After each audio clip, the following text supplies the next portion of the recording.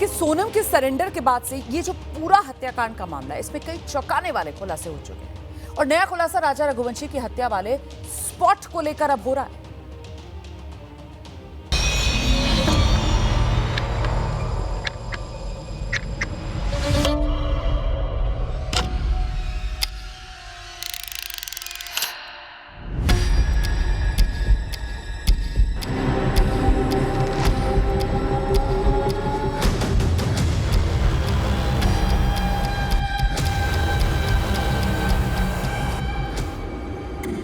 मंगलवार को ABP news पर हमने आपको राजा रघुवंशी हत्याकांड की सबसे बड़ी इन्वेस्टिगेशन दिखाई थी।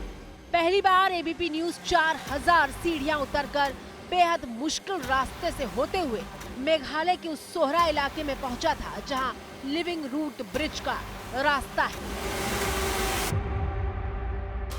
इस वक्त मैं जहां पर मौजूद हूं, ये डबल डेकर ब्रिज पर जाने का एकदम सुनसान रास्ता है और अब यहां पर चलने के बाद ये समझ में आ रहा है कि आखिरकार सोनम ने अपने पति राजा रघुवंशी को मौत के घाट उतारने के लिए इस रास्ते को क्यों चुना, क्योंकि यहां पर कोई भी मौजूद इस वक्त नहीं है और उस दिन भी यहां पर ज्यादा लोग मौजूद नहीं थे।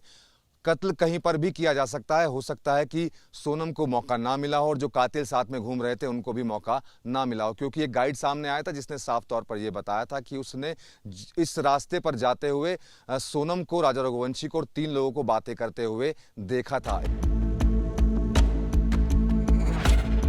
एबीपी न्यूज संवाददाता मनोज वर्मा ने हमें वो होम स्टे भी दिखाया था जहां 22 मई की रात सोनम और राजा रुके हुए थे। सुनिए उस होम स्टे के मालिक ने हमें क्या बताया था। Sonam Rukhavanshi and Roja Karabachi, and then for the 22 they come here, and then for one guy drop here, one guy, and then they see room and then check room and then okay. कितना amount पे किया उन्होंने room का? Room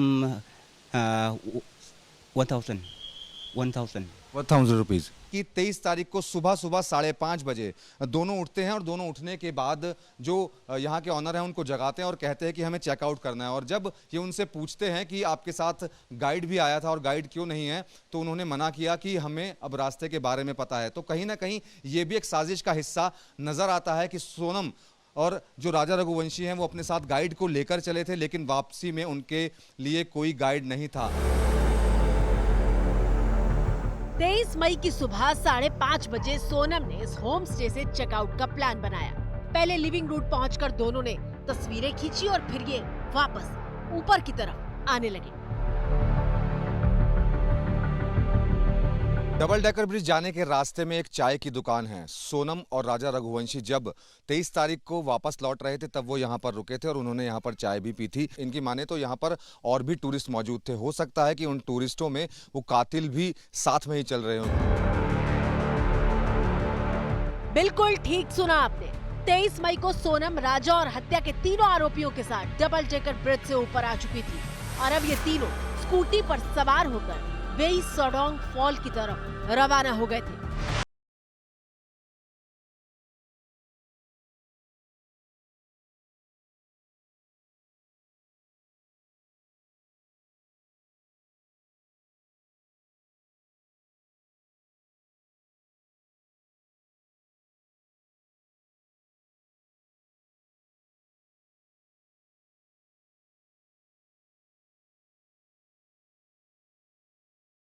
जो हम लोग मिला है, मतलब ये लोग एक साथ नौगरियात से जो डबल डेकर ब्रिज है नीचे से ऊपर आ गया और वहाँ से वेई सोडोंग वाला फॉल्स है जिसमें वो सब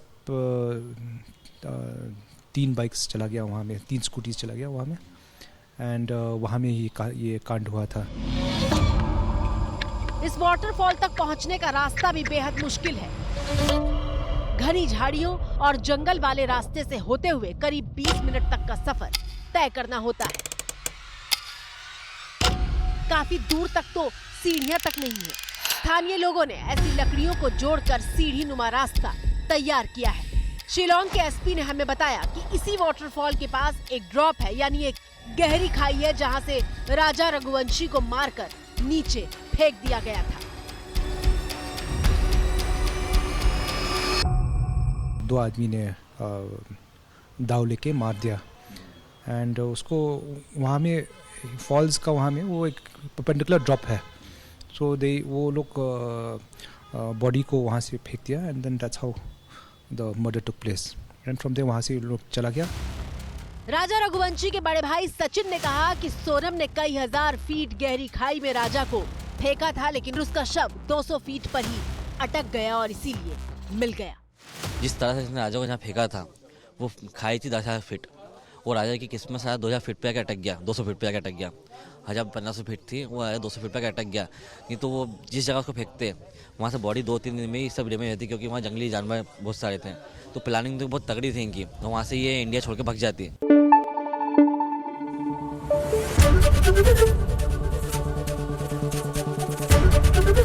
एबीपी न्यूज आपको रखे आगे।